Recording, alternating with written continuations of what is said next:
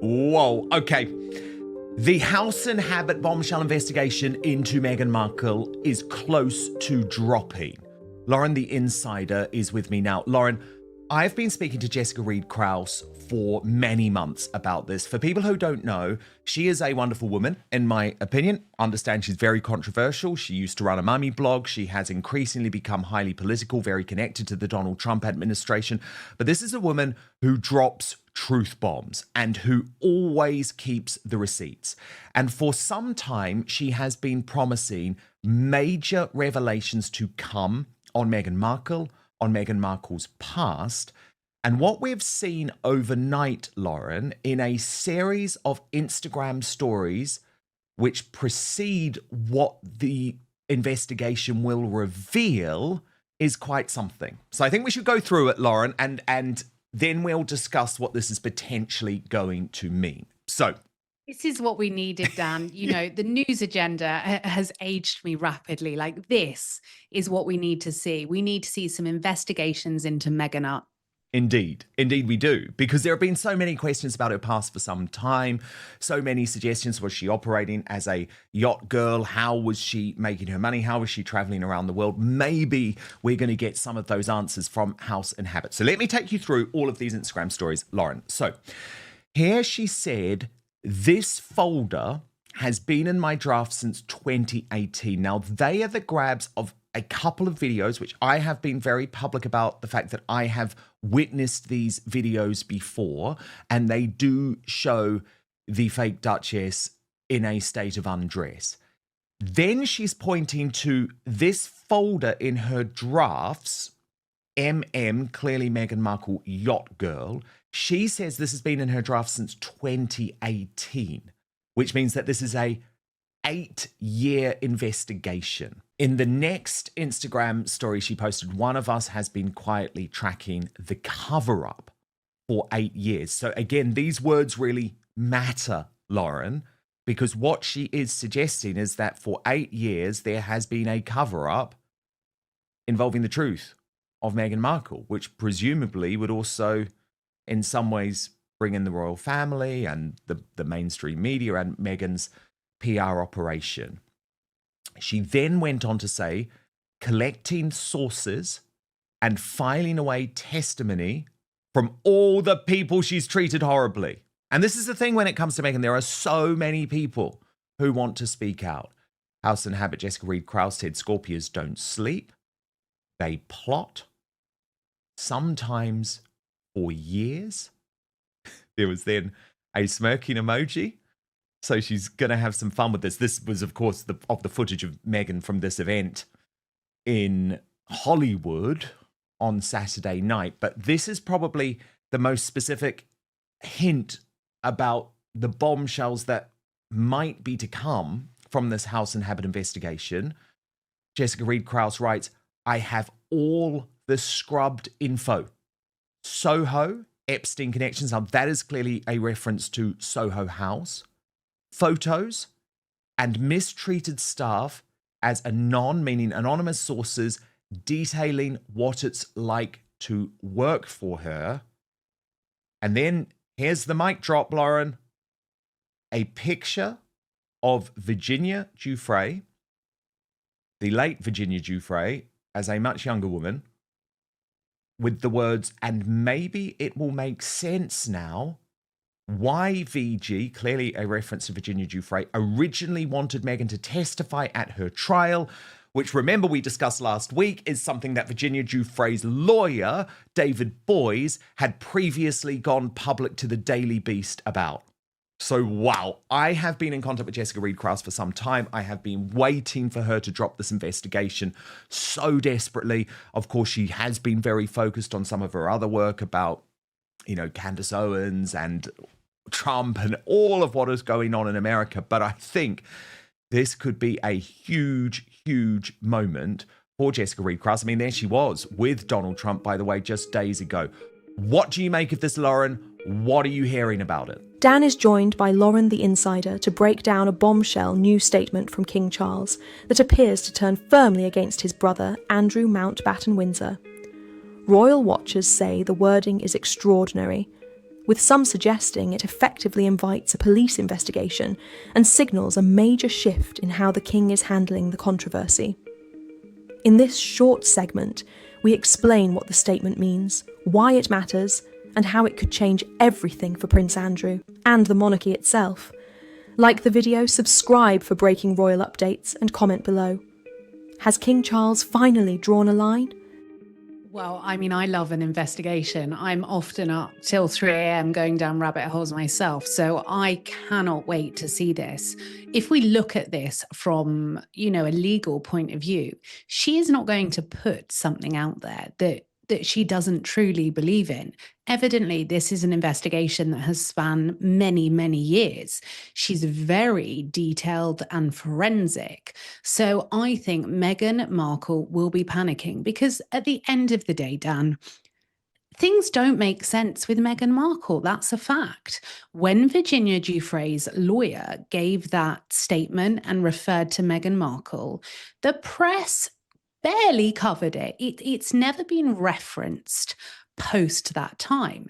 And so you have to ask yourself, why would the press not mention that? Because that's factual. It's evidence. We can pull, those cuttings up and throw back to them.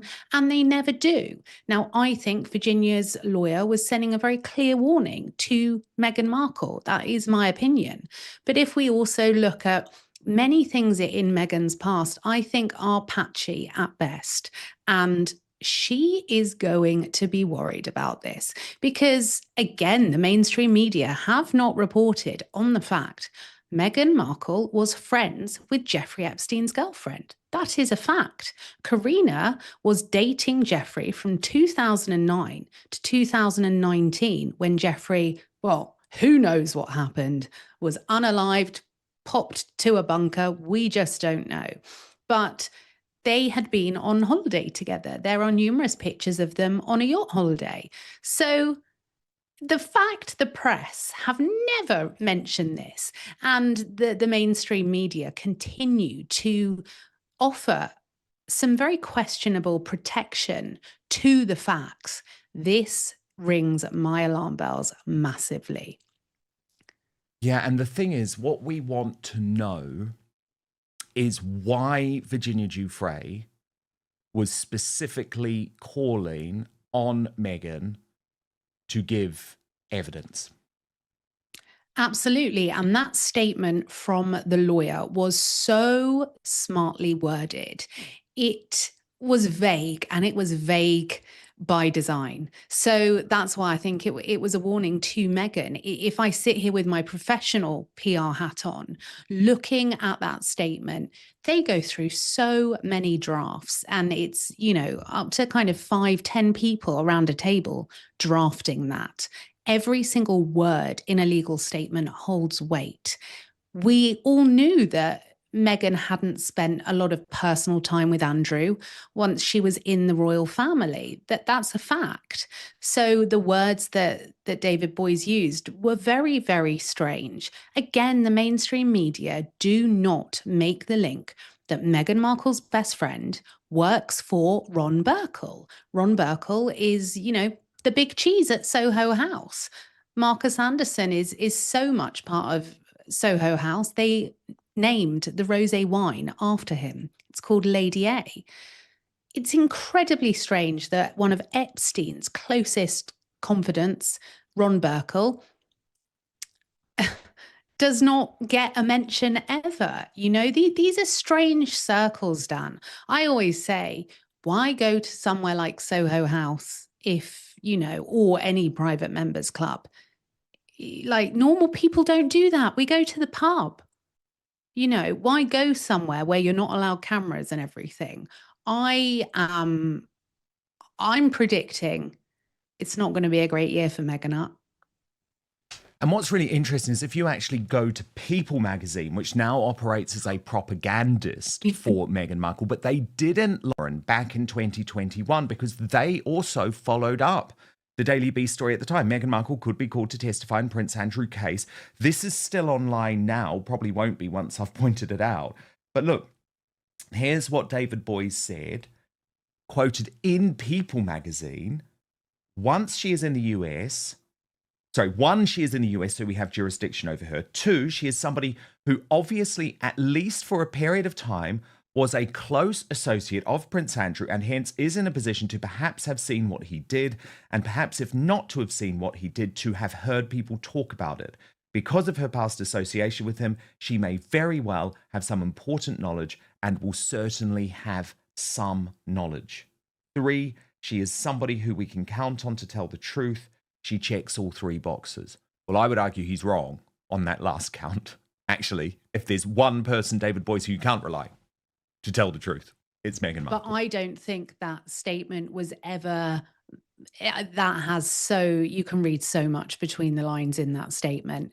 You know, lawyers don't often release statements that are purposefully vague. He's really covered himself in the wording in that statement. To me, that clearly reads, we have your card marked. That is how it reads to me. And you know, the public, quite rightly, have a lot of unanswered questions for Meghan Markle. We want to know why she is allowed to cause the damage I believe she has gone out of her way to try and do to the royal family. She behaves in an incredibly entitled way, and things don't match up. You know, there are some incredible researchers out, and the public also have done so much investigative looking into Meghan Markle. Things don't add up, Dan. And often when the mainstream media omit details, there is a game that is being played, and that doesn't work anymore. No, thank you. We'll get to the bottom of it. And then Meghan is doing her best to make this Hollywood comeback. So, I mean, she will be absolutely terrified about the idea that this House Inhabit investigation is finally going to drop. I mean, I'd love to see how Sunshine Sachs, who is the PR company famous for dirty tricks, back on board after she sacked Meredith Maines. I'm going to love to see how they try and deal with Jessica Reed-Krause and House Inhabit. But what's clear is that Meghan believes her best approach is to just keep on accepting any invite, even if she's not really invited to an event. And we saw that on Saturday night with this really weird interaction with Emma Grede on the red carpet for the 15% organization. Now, you could argue that she was here, Lauren, because it was celebrating Tina Knowles, Beyonce's mother. And what's so interesting, I think this does say a lot about where Meghan's celebrity status now is. She's friends with the moms rather than the stars themselves. So she's friends with Kris Jenner, she's friends with Tina Knowles. She's not friends with Beyonce anymore. She's not friends with Kim Kardashian. But look at what happened here. She can't even keep it together in front of the paparazzi. Look, she actually pushes the assistant to get out of her shot. But did you think this worked, Lauren, from a PR perspective? Is this what Meghan wants the world to see of her? I mean, I personally think this whole 15% pledge is an absolute nothing burger. I don't see her pledging 15% of shelf space to Black business owners. I don't see her giving, you know, her profits. Not that there probably are any. I mean, Jan's not really worked, has it? But I don't see her doing any of this. And this is why I absolutely despise philanthropy when it's used like this, because this really is a networking event for all the elites, isn't it? For all the people that have got too much money, they've turned up, they all want to enhance their own brands. That's why they're there. I am sick of seeing Meghan Markle and Prince Harry turn up to anything that they feel will propel them forwards. You know, remember what your mother did, Prince Harry. She was doing the charity work that was not cool, the charity work that people shied away from. She was shaking hands with, you know, victims who had AIDS and were dying from AIDS when people were scared to touch these people. You know, Diana was shaking their hands without gloves. It was monumental. And all we see is Harry and Meghan just turn up. And evidently, it just looks like they just want to be famous and line their pockets. We saw Meghan at the Baby to Baby gala. We've seen her at Kris Jenner's event. This is grifty, it's disingenuous, and I absolutely despise celebrities using charity or philanthropy or social enterprise in this way, because actually the real celebrities that care, you never know when they're popping to a hospital. You never know when they're donating some of their money, because they actually are doing it because they want to do the right thing, not because they've put on a black satin shawl that is absolutely gross and they just want to pose for a few pictures. I mean, Dan, honestly, most of the time when I had celebrities do events like this, they didn't even bloody stay for the event. They'd had their picture and they'd go. Or, you know, you see them at these like charity events for kids and they're just sat there almost with a tear stick, and then they don't care. These people don't care. They don't. They're told they have to go and this will be good for you, and so they show up. But what I thought was interesting, and this relates to your previous point, Lauren, Meghan's mole posted, I guess Meghan Markle isn't playing up being black while attending the 15% gala, which was honouring Tina Knowles this year for her leadership in uplifting black-owned businesses. Let me remind everyone, Archewell was made up of only white employees. And I thought that was a very good point, Lauren. I mean, you know, I hate identity politics altogether, but if you're going to go there, Meghan has done nothing in her own